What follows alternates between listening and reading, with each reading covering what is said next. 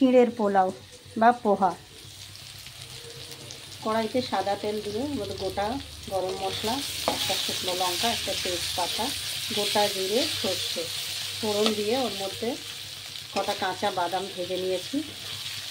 এর মধ্যে দিয়েছি আদা, রসুন, পেঁয়াজ কুচি। একটু ভাজা হলে সমস্ত সবজি দিয়ে দিয়েছি। সবজির মধ্যে আছে এখানে বিট, গাজর, আলু, মটরশুঁটি, বিনস, টমেটো, কাঁচা লঙ্কা। সব দিয়ে একটু ভাজা ভাজা হয়ে গেছে, সব সেদ্ধ হয়ে গেছে সবজি।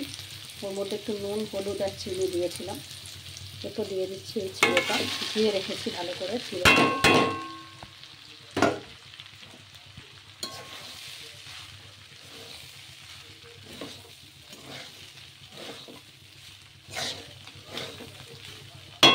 চিড়েটাকে ভালো করে মিশিয়ে নিচ্ছি। এখানে কি সুন্দর কালারফুল দেখতে হয়েছে।